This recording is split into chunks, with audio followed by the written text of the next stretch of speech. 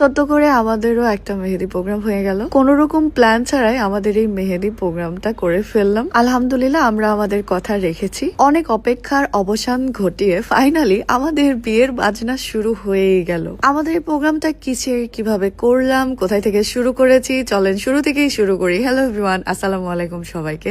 আমি যেহেতু বাড়ির সবার বড় বউ, আমার অনেকগুলা দেবর, তো তারা সবাই মিলে কাজ করতেছিল, আমি এবার একটু হেল্প করে দিচ্ছিলাম। এটা কোনো রকম প্ল্যান ছাড়াই প্রোগ্রাম বলতে পারেন। হাতে মেহেদি পরার খুব শখ হয়েছিল, তাই ভাবলাম একটু কিছু আয়োজন করে ফেলি। আমার মেহেদি আর্টিস্টকে বলেছিলাম এই সবগুলো জিনিস এনে দিতে। অল্প কিছু দিয়েও কোনো কিছু সুন্দর করে আয়োজন করা যায়। হয়তো আপনারা অনেকেই ভাবছেন এইটা আবার কেমন মেহেদি প্রোগ্রাম, এত ছোট করে প্রোগ্রাম করার জন্য এতদিন ওয়েট করিয়েছি। এই প্রশ্নের উত্তর তো পুরো ব্লগ দেখলেই আপনি পেয়ে যাবেন। এইটা হলো আমাদের টিভি ক্যাবিনেট।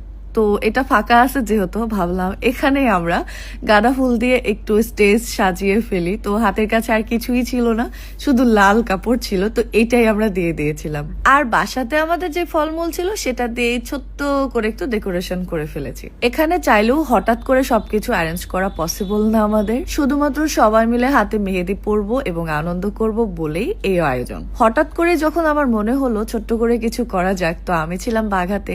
রাজশাহীতে ফোন করে তন্নিকে আমি ডেকে নিয়েছিলাম আমাকে এসে যেন সে মেহেদি দিয়ে দেয়। আমাকে না, আমাদের ফ্যামিলির সবাইকে এসে মেহেদি দিয়ে দিয়েছে। আর রাজশাহী থেকে এই ফুল, ডালা, দোপাট্টা এগুলো ম্যানেজ করে দিয়েছিল পলাশ ভাইয়া। বাসাতে এই ফলমূল কেটে দিয়েছে ছোট আম্মু, স্টেজ সাজিয়ে দিয়েছে আমার দেবররা। আর বাসাতে যে শাড়ি ছিল সেটাই আমি পরে ফেলেছি। কম খরচে হয়ে গেল না ধামাকা একটা আয়োজন।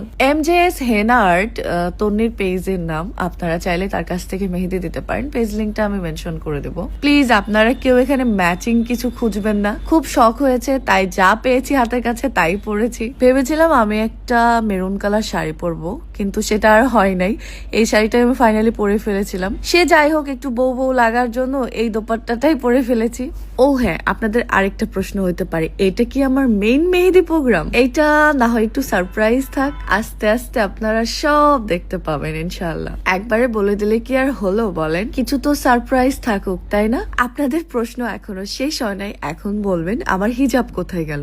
ইনশাআল্লাহ সেটাও আস্তে আস্তেই আপনারা দেখতে পাবেন। ঘরের মধ্যে আমার দেবর, ননদ, আমরা সবাই মিলে আনন্দ করতেছিলাম। আপনাদের স্মৃতি আপু যখন একেবারেই চেঞ্জ হয়ে যাবে, তখন আপনাদের সামনে হয়তো ওইভাবেই আসবে, তখন আর এইভাবে এক একদিন এক এক ভাবে আসবে না ইনশাআল্লাহ।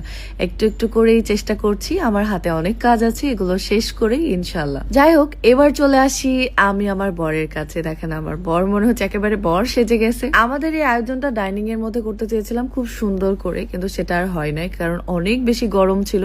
আর এই গরমে ডাইনিং এ বসে বসে ফ্যান দিয়েও আমরা কিন্তু মেহেদি দিতে পারতাম না। রুমের মধ্যে এসি দিয়ে ভিআইপি ভাবে বসে থেকে আমরা এই যে রোমান্টিক ভিডিও করতেছি, আপনাদের সাথে শেয়ার করতেছি আর মেহেদি দিতেছি। আমার বরের খুব শখ হয়েছে আমাকে মেহেদি পরিয়ে দেবে। এটা কিন্তু নাটক ছিল গাইস, সে কিন্তু মেহেদি পরাতে পারে না, এমনি এমনি এটা ফুটেজের জন্য করতেছিল। এটা নিয়ে আমরা হাসাহাসি করতেছিলাম।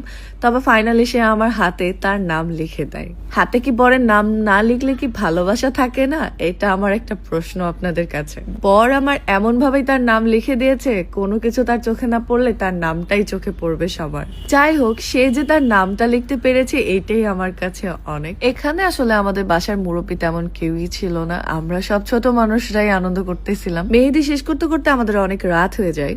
তন্নিকে ড্রপ করে দেওয়ার জন্য আমরা সবাই মিলে চলে আসি রাজশাহীতে। আর এই ফাঁকে কিছু সুন্দর সুন্দর ভিডিও এবং পিকচার তুলে নিই। এটা ছিল আমাদের বিহাইন্ড দ্য সিন। আমার কাছে মনে হয় কোনো প্ল্যান ছাড়াই ভালো কিছু হয়। প্ল্যান করলে আমার সেটা ভেস্তে যায়, খারাপ কিছু হয়ে যায়, মন খারাপ হয়ে যায়। মাত্র 1 ঘন্টার চিন্তা ভাবনাতে এত সুন্দর একটা প্রোগ্রাম হয়ে যাবে ভাবতেও পারিনি। কাল আছে কি নাই সেটা তো বলতে পারবো না, আজকের মুহূর্তগুলো আমরা খুব সুন্দরভাবে উপভোগ করতে চাই। আমি কিন্তু আমার বরের আল্লাহ দিব, বিবাহিত এক উড়ন্ত পাখি আমি। তার ওড়ার জন্য ডানাটা তার হাজবেন্ডই। এখান থেকেও আমরা অনেক মজা করি, যেটা আমি নেক্সট ভিডিওতে শেয়ার করবো আপনাদের সাথে। ততক্ষণ পর্যন্ত আপনারা সবাই ভালো থাকবেন, সুস্থ থাকবেন। আল্লাহ হাফেজ।